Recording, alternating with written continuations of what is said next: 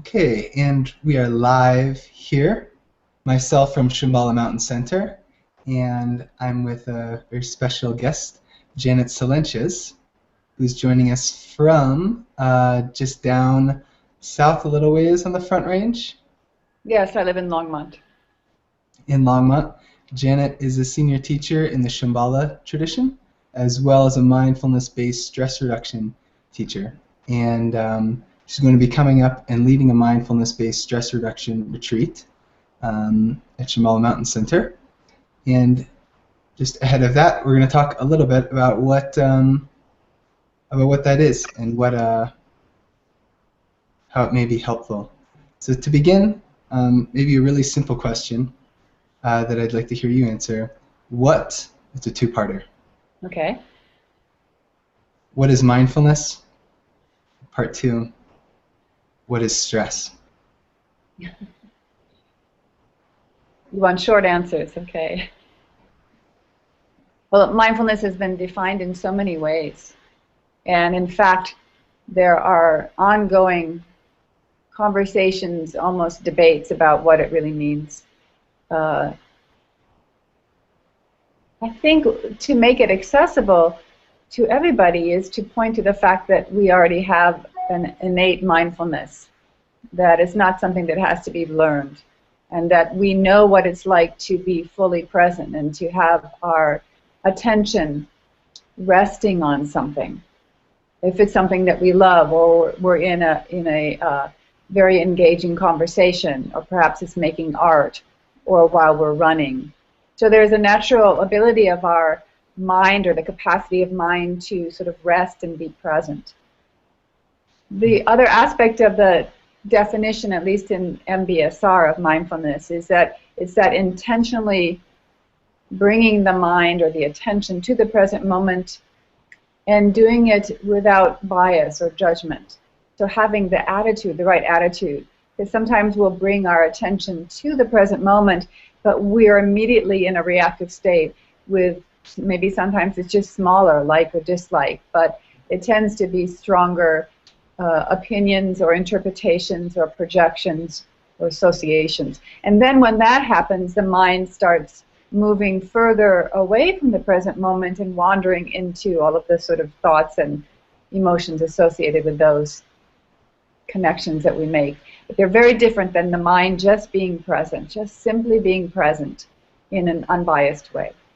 So that's mindfulness. And so while it's innate and we could all point to how we know it, the training in it is important, because it's like a muscle that hasn't been used enough. Especially when we look at stress, because when stress happens, we're often in a very strong reactive mode, and a lot of emotions are arising, and we're not sure how to meet and handle those emotions. And a lot of thinking, a lot of storyline and drama is associated with much of our stress. Not all, because all human life has stress, and stress is not inherently bad. So that's why mindfulness is important, to exercise that, so that we're aware of when we're getting stressed and what's happening in the body and in our thoughts and in our emotions. Because that's where we have the ability to make a difference, to have a choice, to perhaps, you could say, regain our confidence that we can actually meet the situation instead of fall into autopilot the way we've always handled that situation. So I think that means stress is really a perception. Yes, we feel stressed when if there were a tiger in the room, your nervous system is going to be wise, you know, and you're gonna have the fight or flight response, wise. But sometimes we get stressed because an email has something in it, and we may not be sure what that person is saying, and it feels confrontational or confusing or critical, and then we move into a stress reaction because we perceive something as stressful. And then we also perceive that we ourselves in this moment can't find our inner resources to meet that. In other words, we're not feeling a self-acceptance, or we're not feeling a sense of equanimity or contentment. We're feeling agitated already, and then we meet that, and then we perceive the situation as being threatening in some way, some demanding. So that's really how we look at it in MBSR. We look more at how we can deal with the perception, how we can work with perception, but how we can also just notice the early signs of stress in the body and the patterns in our mind around stress. And then the juiciest one, of course, is how to handle the emotions.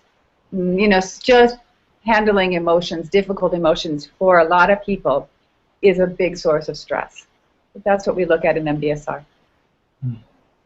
And most of those tigers in the room, I'm guessing, end up being paper tigers. Yes.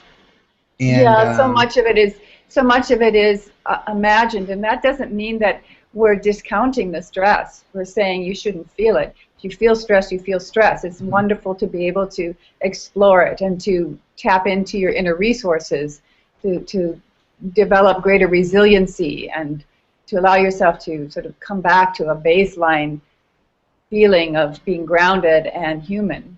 But yeah, a lot of it is our mind reading into a situation, or the habits of catastrophizing situations. Yeah, they're unique to individuals, and yet there are a lot of shared things that we do with these perceived threats or demands. Catastrophizing situations, that's like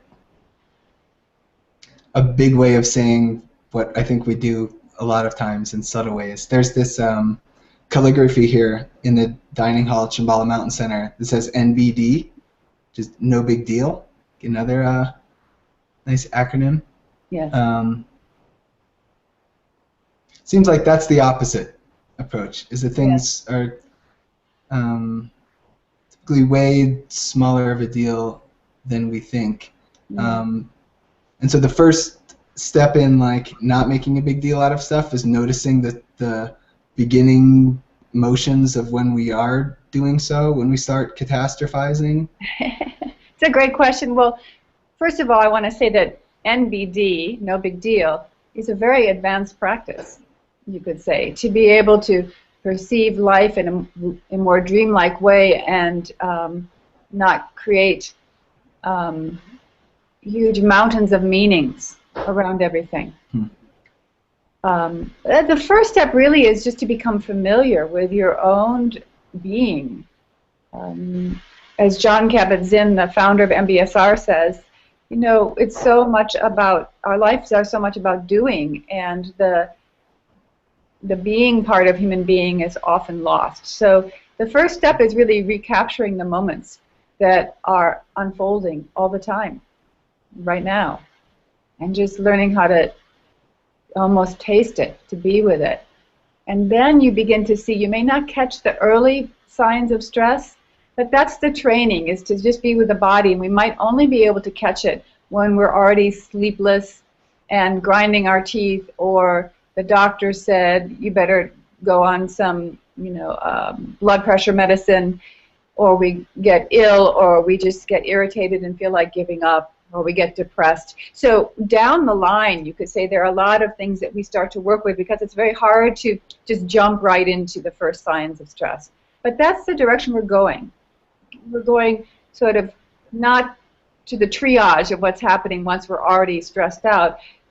We want to attend to that, but we want to go sort of upstream, you could say, moving upstream and looking at, as best we can, what are some of those conditions, those first moments that lead us to spinning out of control. It seems that, for me, a lot of the stress that comes up is related to not wanting to fail at some task. So there's the stress of wanting to succeed, and then the stress of I don't know, it's almost less stressful when it doesn't work out, and then it's over, and then it wasn't a big deal.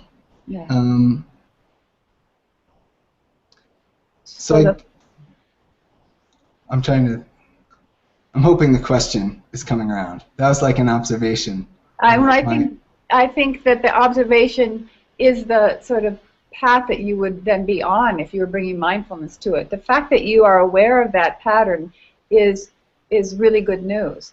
And hopefully you become more and more aware of it and in its fullness. And sometimes people are afraid, like they don't want to see the full picture of what traps they fall into, what patterns that lead to stress they fall into. But we have to take a good, close look.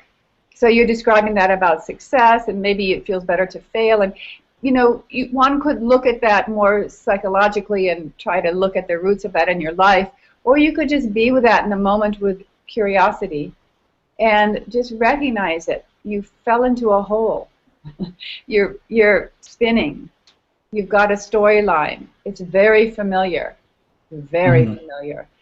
And then you just keep coming back to the breath, or you come back to this moment and you feel the body. And then there's some kind of trust. We can sort of trust that we may not be able to completely know all the threads of what made this happen and why we have that habit. But we can trust that if we keep allowing it to arise and that we just sort of breathe with it and come back to the moment instead of spinning into the storyline, that things do start to transform on their own. Nobody wants to be trapped. Nobody wants to be, limited in their life. Everybody wants to feel the fullness of life and to be able to meet situations. I mean, I'm assuming. I don't know. How about you? Is that what you want? I do. Yeah, I want to taste every bite, and it seems like a common idea is that people in this day and age, like, we have too much on our plates. Like, we have a whole pile of stuff on our plates, and so it's like, do we have too much on our plates, or do we just not have we not yet developed the abilities to, like, handle all the stuff on our plates, or is it both? Isn't that a good question? So in the spirit of MBSR, you live that question for a while, because most people will default to saying, I have too much, and it may be true. But it may be that we're too busy. I'll use an expression that a student used in one of my classes the other night. She said, I feel like I have 25 browser tabs opened all the time in my mind.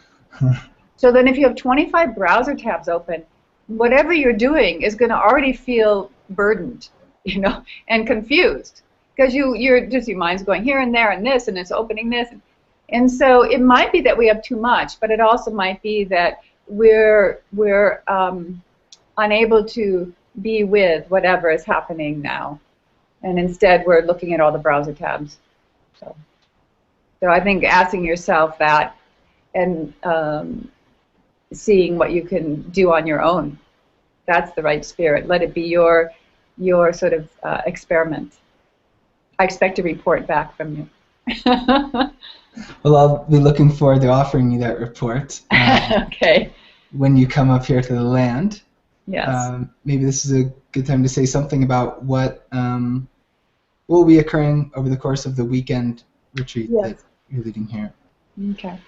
So Valentine's weekend, which is really a fun weekend to give yourself the gift of a retreat at Shambhala Mountain Center. And this is an introduction to mindfulness-based stress reduction. MBSR is actually an 8-week course. And so the introduction will be a way to learn a little bit more about the approach and the view of MBSR to engage all of the mindfulness tools that are used in the 8-week class. So that includes a variety of meditation, sitting and walking, and a gentle movement, mindful yoga, then a body scan practice. And then we'll do some short periods in silence so that everybody can just really, it's almost like you're able to drop in and really turn inwardly for a period of time and not have to deal with communication. And that's just a short period, isn't it? But enough to give people a taste. And I'll bring it forward some of the key teachings of MBSR, but again, it's just sort of an intro. And for people who don't have an MBSR class or just interested in meditation or mindfulness, because it's on the cover, for example, of the current Time magazine, Mindful Revolution. You might want to just come and taste it. This is a secular approach. It's a very gentle approach, and it's evidence-based. If that is something that inspires people, they can search on the internet for MBSR research. So no matter what direction you're coming from, this sort of weekend is meant to just give you enough of a taste so that you will know whether you want to bring more mindfulness into your life, explore an MBSR class, or this might be the way for you to revisit a practice that somehow got dropped along the way. And that is, I hear a lot. People say, I did meditation, I go to my yoga class, but it doesn't seem like enough, or I've stopped doing meditation, and then they come back. So from beginners to people who are just wanting to revisit, I highly recommend it. And then also there's one other group of people who like to come, and I would recommend it for people that are interested in bringing the principles of MBSR into the work they do. So psychotherapists, teachers, leadership roles. I'm sure you would learn something in this weekend that would be helpful. Well, thank you so much for taking the. I think so. Okay. So. Thanks so much for taking the time to talk, and I'm going to click the button, and then we can finish up and say bye. All right. You're welcome. So, thank you. You're welcome. Okay.